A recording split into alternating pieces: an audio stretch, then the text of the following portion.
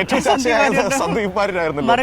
അതെ, സന്ദീപ് വാര്യർ കോൺഗ്രസിലേക്ക് വന്നതായിരുന്നല്ലോ ഇന്നലെ ഏറെ പ്രധാനപ്പെട്ട ചർച്ചയായത്. വലിയ വലിയ ആഘോഷത്തോടെ മാധ്യമങ്ങൾ അത് കൊണ്ടാടുകയും അത് കോൺഗ്രസിന്റെ ഒരു സർജിക്കൽ സ്ട്രൈക്ക് എന്ന രീതിയിലൊക്കെ പറയുകയും ചെയ്യുന്നതൊക്കെ കണ്ടിരുന്നു. സ്വാഭാവികമായി എനിക്ക് അക്കാര്യത്തിലൊരു സംശയമുണ്ട്. ഒരു സർജിക്കൽ സ്ട്രൈക്ക് ആയി മനുവിന് തോന്നുന്നുണ്ടോ? അല്ല, ഞാൻ അതിലേക്ക് വരികയായിരുന്നു. സ്വാഭാവികമായി മാധ്യമങ്ങൾക്ക് അങ്ങനെ വിലയിരുത്താനുള്ള അവരുടെ അവകാശമുണ്ട്, ഒക്കെയുണ്ട്. പക്ഷെ ഇവിടെ പ്രശ്നം നമ്മൾ കാണേണ്ടത് ഇപ്പോൾ അതൊരു സർജിക്കൽ സ്ട്രൈക്ക് ആണോ എന്ന് ചോദിക്കുമ്പോൾ നമുക്ക് ചില ചോദ്യങ്ങൾ കോൺഗ്രസിന്റെയും സന്ദീപ് വാര്യരുടെയും മുൻപിലേക്ക് വെക്കാനുണ്ട്. സന്ദീപ് വാര്യർ ഇത്രയും കാലം കൊണ്ടു നടന്ന അദ്ദേഹത്തിന്റെ സംഘപരിവാർ രാഷ്ട്രീയം പൂർണ്ണമായും റദ്ദു ചെയ്തിട്ടുണ്ടോ? അതൊരിക്കലും തള്ളിക്കളഞ്ഞിട്ടില്ല. നമ്മൾ ഈ വാർത്താ സമ്മേളനത്തിലൊക്കെ കണ്ടപ്പോഴും അദ്ദേഹത്തിന്റെ ശരീരഭാഷയായാലും ഭാഷ കൊണ്ട് എന്താ പറയുക, ആളുകളെ കയ്യിലെടുക്കുന്ന ഒരാളായിരുന്നു സന്ദീപ് വാര്യർ. സന്ദീപ് വാര്യരെ നമ്മളൊക്കെ നോട്ട് ചെയ്തത് എപ്പോഴാണ്?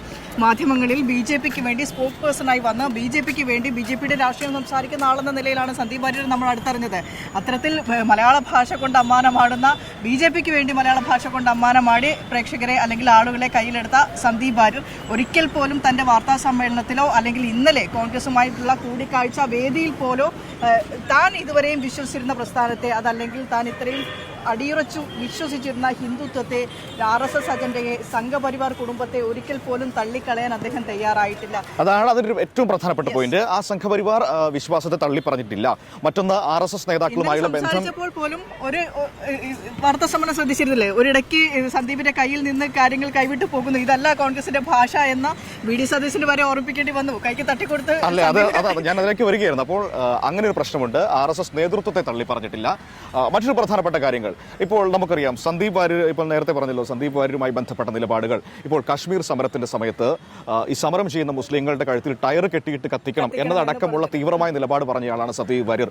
അതിൽ ഖേദം പ്രകടിപ്പിക്കാൻ തയ്യാറായിട്ടുണ്ടോ? മറ്റൊന്ന്, ഇപ്പൊ ഞങ്ങൾ പാലക്കാട് നിന്നാണല്ലോ സംസാരിക്കുന്നത്. ഈ പാലക്കാട്, മണ്ണാർക്കാട്, തിരുവിഴാങ്കുന്നിൽ ഒരു ആന ചെരിഞ്ഞപ്പോൾ അത് മലപ്പുറത്താണ് ചെരിഞ്ഞത് എന്ന് പറഞ്ഞുകൊണ്ട് ആ രീതിയിൽ വിദ്വേഷ പ്രചരണം നടത്താൻ ശ്രമിച്ച ആളാണ് സന്ദീപ് വാര്യർ. അത് പലവട്ടം. അപ്പോൾ ഇതിനൊക്കെ അപ്പുറത്തേക്ക് ചാനൽ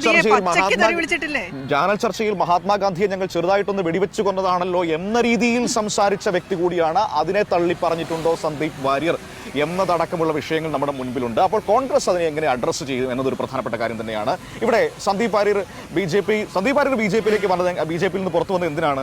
നമ്മുടെ അറിവിൽ സന്ദീപ് വാര്യർ പുറത്തു വന്നത് കെ സുരേന്ദ്രനുമായിട്ടുള്ള അഭിപ്രായ വ്യത്യാസത്തിന്റെ പേരിലാണ്. അതല്ലാതെ ഒരു രാഷ്ട്രീയ നിലപാടിന്റെ പേരിലല്ല. അത് ഞാൻ പറയാൻ കാരണം തീർത്തും വ്യക്തിപരമായ കാരണങ്ങൾ മാത്രം, സുരേന്ദ്രനോടുള്ള അഭിപ്രായ വ്യത്യാസത്തിന്റെ പേരിൽ മാത്രമാണ് പുറത്തു വന്നത്. അതല്ലാതെ താൻ വിശ്വസിച്ചിരുന്ന രാഷ്ട്രീയത്തിലോടൊരു മടുപ്പ് തോന്നിയിട്ട് വന്നതല്ല. കാരണം ഞാനത് പറയാൻ കാരണമുണ്ട്.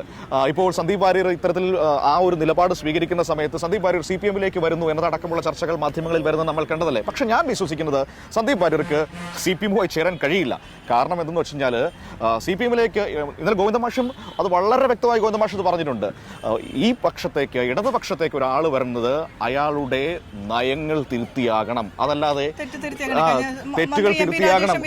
അതെ, അത് വളരെ കൃത്യമായി ഖേദം പ്രകടിപ്പിച്ച് വേണം വരാൻ. ഇടതുപക്ഷത്തിന്റെ നയത്തിനൊപ്പം യോജിച്ച് പ്രവർത്തിക്കാൻ പറ്റുന്ന ആരെയും ഇടതുപക്ഷം സ്വാഗതം ചെയ്യുമെന്നാണ്. ആ നയങ്ങൾ തിരുത്തി, ഇന്നലെ വരെ പോകുന്ന നയങ്ങൾ തെറ്റാണെന്ന് ബോധ്യപ്പെട്ട് അത് തിരുത്തി പറഞ്ഞു വന്നാൽ മാത്രമേ സ്വീകരിക്കുകയുള്ളൂ. അത് ആരായാലും എന്ന് വളരെ കൃത്യമായി പറഞ്ഞിട്ടുണ്ട്.